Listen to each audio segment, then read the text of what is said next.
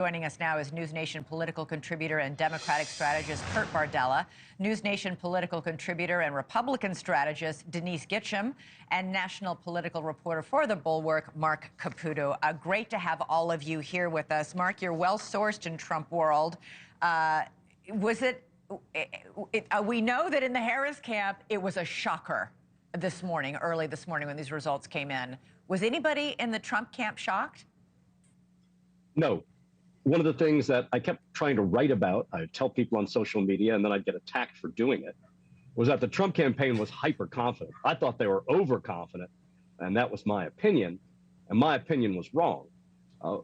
But for weeks, they had been saying their polling, their data, their research, and then in recent days, the early vote numbers all pointed to a really strong finish for former President Trump. And it wasn't that much of a shocker. But when the numbers came in, you could really see the change in their attitude. They were very angry at media coverage leading up until last night. And then all of a sudden, they were all smiles. All right, Denise, we heard so much leading into this election about the female vote, the suburban moderate women. It just didn't happen for Harris. Why do you think it didn't? I think it didn't because all the polls showed us, including those focused on women, that the top issue for you, no matter whether you were Republican, Independent, Democrat, male, female, Black, Latino, white, working class or not, the main issue was the economy and inflation. And Kamala Harris kept hoping that abortion would emotionally stir women up enough to get them out to vote. But what we saw was split tickets, where they would support the issue of abortion, but they would not support her because they didn't trust her on the issues that they had to grapple with every day. And in Maslow's hierarchy of needs, those issues will always, no pun intended, trump anything higher than that, including abortion.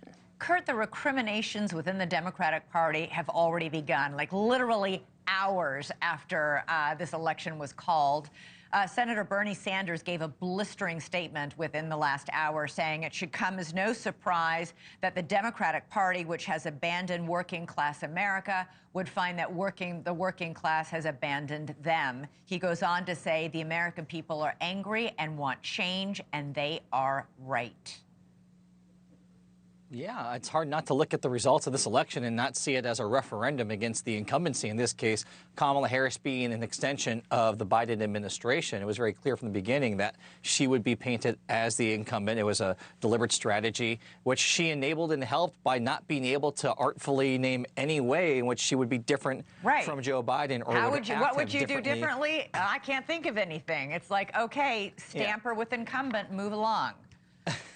Exactly. And, you know, it's not lost on me that in both 2016 and in 2024, Donald Trump has been able to run as the outsider, as the disruptor, as the change agent. And I think a lot of what we saw from voters last night was, once again, that feeling that Washington has left us behind. Washington is indifferent to our needs, to our voice. We want to change, and we don't really even care what kind of change we get. We just know we're tired of what we currently have. And that's part of what ended up happening in the polls. Mark, the New York Times says more than 90% of the counties that shifted in, across America shifted in favor of Trump this election. You know, he flipped 17 counties that have not been red since the year 2000. Do you see this as a referendum?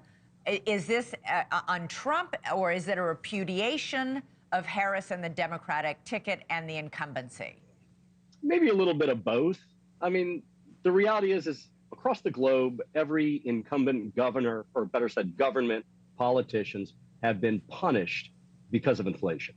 And now you have the same thing here in the United States. Yes, the United States had less inflation than most developed nations. Yes, our economy is the envy of the globe. But U.S. voters aren't looking at what's happening in France or whatever. They care about what they're paying at the grocery store, and they're going to blame the politicians who are in charge. It's probably about that simple. Yeah, Kurt, you said that the Democrats need to learn how to talk to voters who disagree with you without calling them sexist, racist, and misogynistic, even if it may be true. I was kind of struck by that. What do you mean?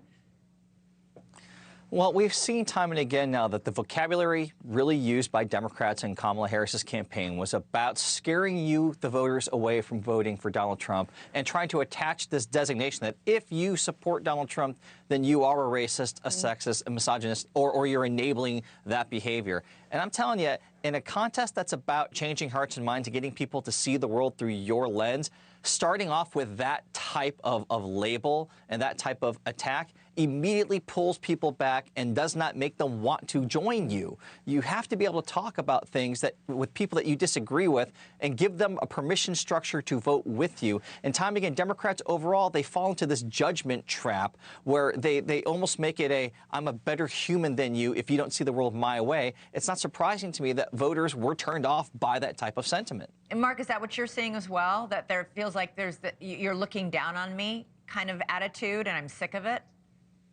Well, there's an element of that in Trump's base and among Trump's voters. I do think that the Harris campaign was disciplined about not talking that way. But so much of the conversation in politics these days is on social media.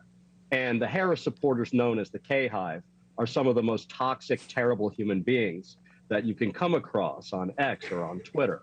And they make everything a referendum on white supremacy and sexism, racism, and that's problematic. But again, overall, I think this is more of an economy issue. And also, while Harris played it safe and sort of played prevent defense, anyone who likes football knows that when you play prevent defense and you play it safe, you often get scored on, and I think that happened. Okay, Denise, Trump has won. Now he owns it, as they say.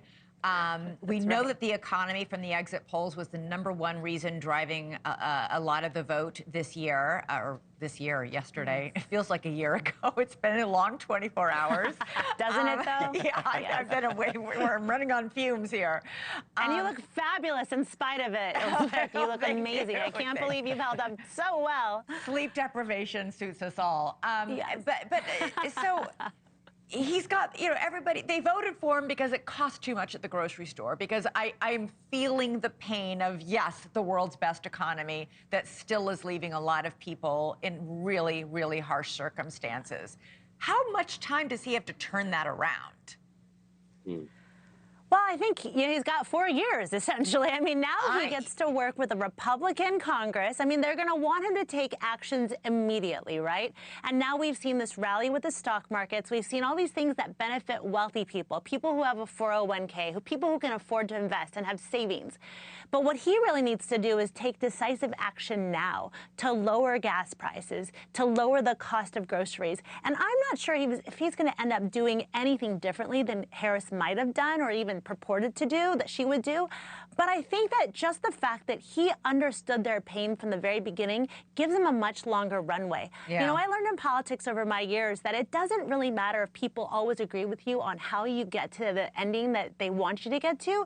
But what they care the most about is that you're with them and you feel their pain. I mean, take a page from Bill Clinton's playbook and just say, you know what, I'm there with you and I feel you. And that is something that the Biden-Harris administration never did. And I think that is ultimately what sunk them. Denise, that is so important. Hey, super quick, because I'm completely out of time. But Mark, I'm curious about 16% of the vote in Dearborn, Michigan went to Jill Stein.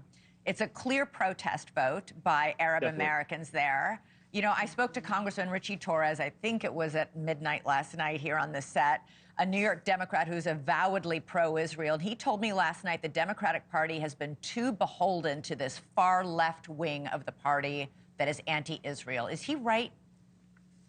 I can't say if they've been too beholden, but it's been a deep problem for a party that's identified with being against bigotry, and yet in the eyes of many Jewish people appeared to countenance too often those who are anti-Semitic. Yeah, really ugly stuff in some of these protests that didn't seem to draw. There's people waving Hamas banners. It's a terrorist group. Yeah. They're terrorists. And we seem to just go, okay, yeah. All right, Kurt Garbell. Without rebuke. Without rebuke, yes, exactly. Kurt Bardella, Denise Gitsham, Mark Caputo, thanks so much for being here after, what a day, huh? What a 24 hours. Really appreciate it.